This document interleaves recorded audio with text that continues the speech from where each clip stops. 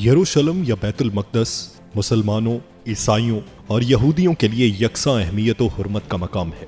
عیسائیوں کے لیے گرجے، یہودیوں کے لیے ہیکل سلیمانی اور مسلمانوں کے لیے مسجد اقصی مقدس ہے، اور سب ہی اس پر اپنا قبضہ جمانا چاہتے ہیں۔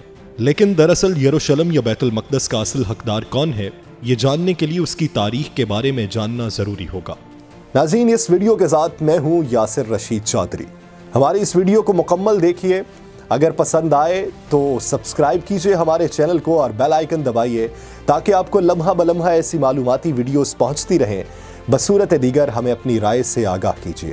یروشلم کا عربی نام القدس ہے، جسے قدیم مصنفین عام طور پر بیت المقدس لکھتے ہیں۔ دراصل اس سے مراد ہیکل سلیمانی تھا، جو عبرانی بیت ہمقدش کا ترجمہ ہے، لیکن بعد میں اس لفظ کا اطلاق تمام شہر پر ہونے لگا۔ بیت المقدس کو یورپی زبانوں میں یروشلم کہتے ہیں۔ بیت المقدس سے مراد وہ مبارک گھر یا ایسا گھر ہے کہ جس کے ذریعے گناہوں سے پاک ہوا جاتا ہے۔ پہلی صدی قبل مسیح میں جب رومیوں نے یروشلم پر قبضہ کیا تو انہوں نے اسے ایلیا کا نام دیا تھا۔ بیت المقدس پہاڑیوں پر آباد ہے، اور انہی میں سے ایک پہاڑی کا نام کوہ سیہون ہے، جس پر مسجد اقصی اور قبۃ الصخرہ واقع ہے۔ کوہ سیہون کے نام پر ہی یہودیوں کی عالمی تحریک صہیونیت قائم کی گئی ہے۔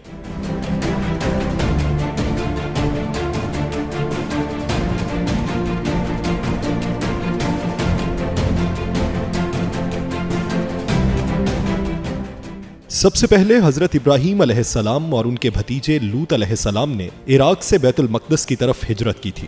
حضرت یعقوب علیہ السلام نے وحی الہی کے مطابق مسجد بیت المقدس، مسجد اقصی کی بنیاد ڈالی، اور اس کی وجہ سے بیت المقدس آباد ہوا۔ پھر عرصہ دراز کے بعد حضرت سلیمان علیہ السلام کے حکم سے 961 قبل مسیح میں مسجد اور شہر کی تعمیر اور تجدید کی گئی۔ اس لیے یہودی مسجد بیت المقدس کو ہیکل سلیمانی کہتے ہیں۔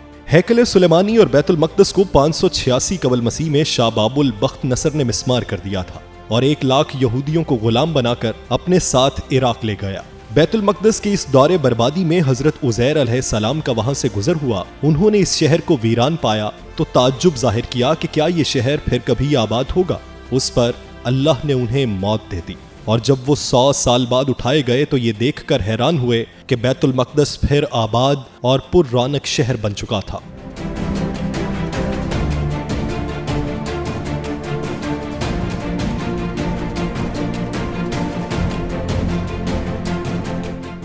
بخت نصر کے بعد 539 قبل مسیح میں شہنشاہ فارس روش کبیر، جسے سائرس اعظم بھی کہا جاتا ہے، اس نے بابل فتح کر کے بنی اسرائیل کو واپس جانے کی اجازت دے دی۔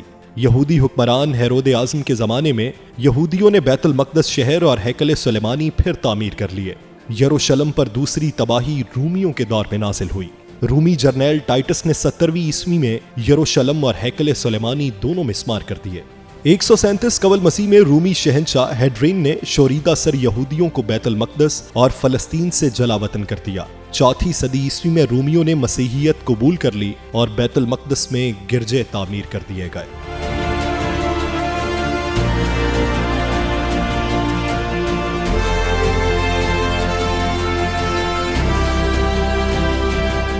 چھ سو 20 عیسوی میں حضور نبی کریم صلی اللہ علیہ وآلہ وسلم جبرائیل امین کی رہنمائی میں مکہ سے بیت المقدس پہنچے اور پھر معراج آسمانی کے لیے تشریف لے گئے۔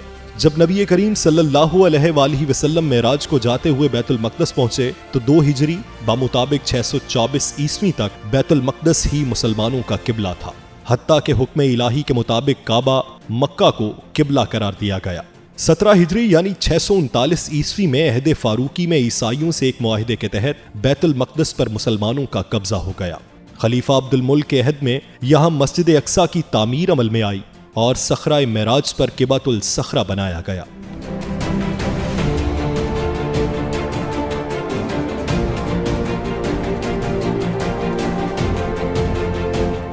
1099 عیسوی میں پہلی صلیبی جنگ کے موقع پر یورپی صلیبیوں نے بیت المقدس پر قبضہ کر کے 70,000 مسلمانوں کو شہید کر دیا۔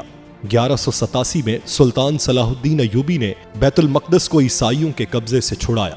پہلی جنگ عظیم دسمبر 1917 کے دوران انگریزوں نے بیت المقدس اور فلسطین پر قبضہ کر کے یہودیوں کو آباد ہونے کی عام اجازت دے دی۔ یہود و نصارہ کی سازش کے تحت نومبر 1947 میں اقوام متحدہ کی جنرل اسمبلی نے دھاندلی سے کام لیتے ہوئے فلسطین کو عربوں اور یہودیوں میں تقسیم کر دیا، اور جب 14 مئی 1948 کو یہودیوں نے اسرائیل کے قیام کا اعلان کر دیا تو پہلی عرب اسرائیل جنگ چھڑ گئی۔